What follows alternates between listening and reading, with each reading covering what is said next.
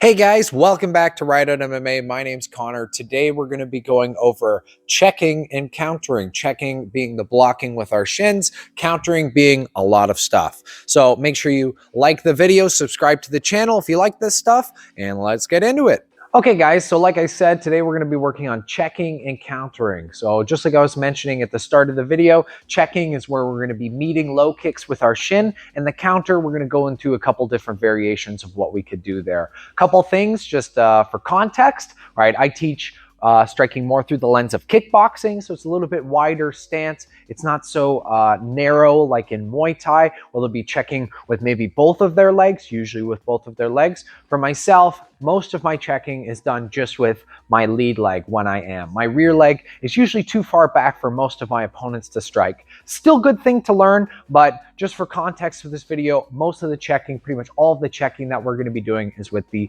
lead leg. So just to start, when Yazzy's throwing her rear low kick at me, I'm going to be turning my shin open towards that kick. And I'm going to be trying to catch it with the top part of my shin as best as I can, okay? And she should be striking more or less with the bottom part of her shin. So I'm going to be catching it with the strongest part and then hopefully hitting one of the weaker parts, more sensitive parts of her leg. So when we're doing that, I stay close to the ground. I'm not doing an over dramatic lift like, again, we would in Muay Thai. Maybe not necessarily over dramatic, but a much larger, right, more all-encompassing sort of block, right? We're very subtle and low to the ground because we teach through the lens of kickboxing and MMA, right? If you do this, you're going to get taken down for sure. Nobody checks like that in MMA. You have to check with a lot of subtlety. So, right, yeah, as he throws her low kick at me, right, if it's to the outside, right, I'm going to turn my shin open and meet that kick as best as I can. And it's very subtle, right? I keep my foot close to the ground while I do it. Attacking to the inside of my leg, same idea. I'm going to be using my, right, lead leg, right, to meet that shin, right? So I'm going to point my knee in just a little bit, and it's very subtle and again very close to the ground, just catching with the top part of my shin. So if she strikes, right, again, it's a very subtle lift, right, even from a much wider stance, right, and it's really, really simple like that. So those are the blocks that we're going to be working off of today, right? The outside check and the inside check. So the easiest counter to do off of this check is to come back with your own low kick. And you can use the momentum of that initial block to step down into your low kick. And this is very intuitive and it flows super well. You just need to make sure you're maintaining the rhythm and the flow of the actual counter when you're doing it and not doing it super choppy where it's like check and then you put it down and then you try to kick back. It's not really a counter at that point anymore. So when Yazzy's throwing her rear low kick at me, again, I'm going to check to the outside, and right after I check, I'm going to place it down and out so I can counter with my own low kick. So again, right, this is super simple. I check and I come down with my own low kick. Again, all right, all right, I check to the outside. I can step down almost exactly where I was and fire off, right, a really snappy, quick low kick right here. But I'm at risk of Yazzie immediately punching me when I do that. So, right, instead, I check, and off of that check, I'm going to try to step it out, right, to take an angle. So now I'm working over here rather than still right in front of her. But there's nothing wrong with checking and countering right in front of our opponent. It's just there's more risk for them to punch us back. If she kicks me to the inside of my leg, it's the exact same idea, right? I check and I can flow with it into my own low kick. So I go check, and I land out to throw my low kick at her thigh.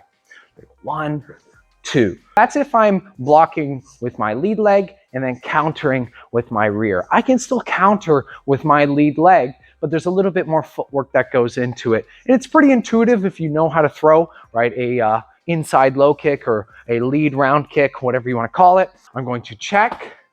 I place that foot down. My opposite foot steps out, and then I counter, right, with that same leg. So in real time, or rather in sequence, it looks more like this. Right, check, down, out, kick. Check, down, out, kick. Okay, so when you do it really quick, it should look like all right, where it's almost a switch. All right, I do my check.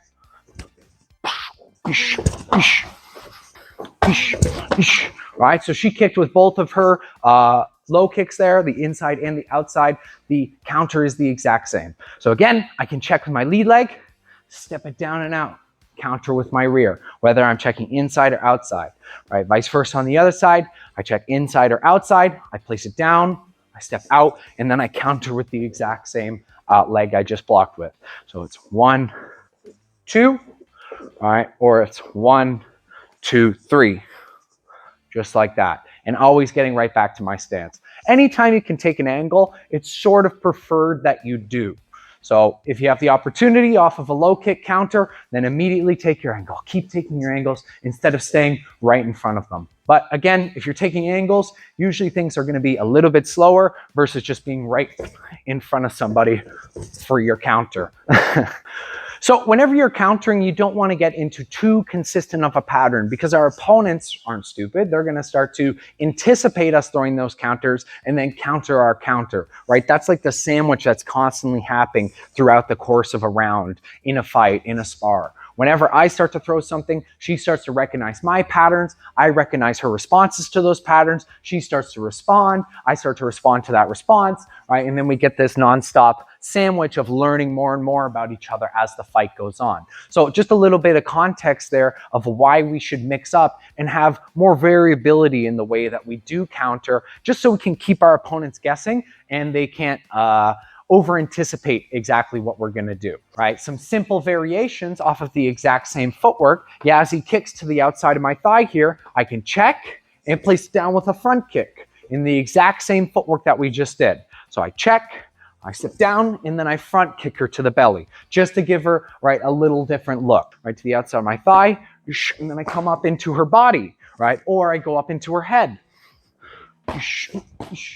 All right, just like that. And it's all off of the exact same footwork. The low kick is going to be the fastest and cleanest counter for the most part, but it's good to mix it up. So let's say throughout the course of a round, as he's low kicking me, I'm countering to the leg, counter with a front kick to the body, right, the leg again, right? I'm constantly making her guess what's going to happen next. And that could happen off of either side. What will start to happen throughout the course of a round when you have consistent counters to a specific technique, right? They're not going to throw that technique anymore, or they'll be a lot more reserved when they do throw it. So you want to use counters as intelligently as possible, and again, with a lot of variability. So when you commit to that counter for that small window that you have a chance on, right, you can really capitalize and dominate the rest of the round. If I'm going to be countering with the exact same side that I'm blocking with, so again, we're doing all of our blocks with our lead leg check here, right? Yazzie throws a low kick at me, could be either one.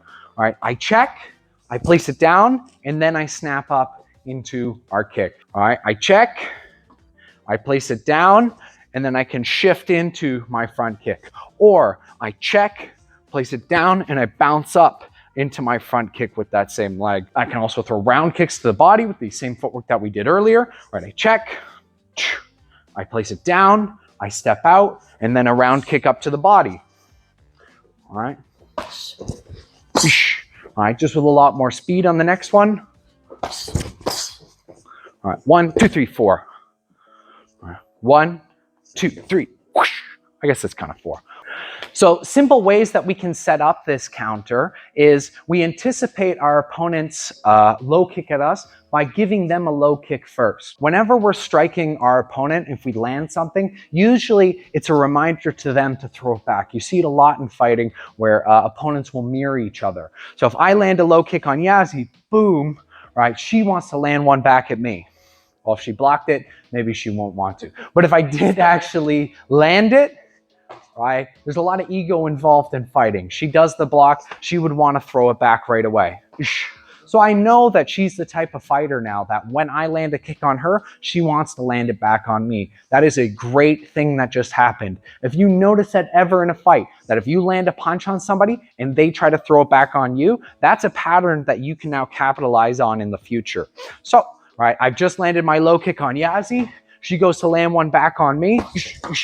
And then I can follow up again, with that check and counter, right? Whether it's the front kick, the high kick, anything that I want. But I can anticipate the fact that she's going to throw that low kick back at me. Where this can kind of go wrong is where they realize that you're trying to anticipate it, and then they capitalize on the fact that you are trying to anticipate it. So we constantly have this back and forth of recognizing each other's reactions to things and trying to capitalize on it. There's really only one strategy in fighting, and it's just pattern recognition. I recognize Yazi's patterns, she recognizes my patterns, and then we build on from there.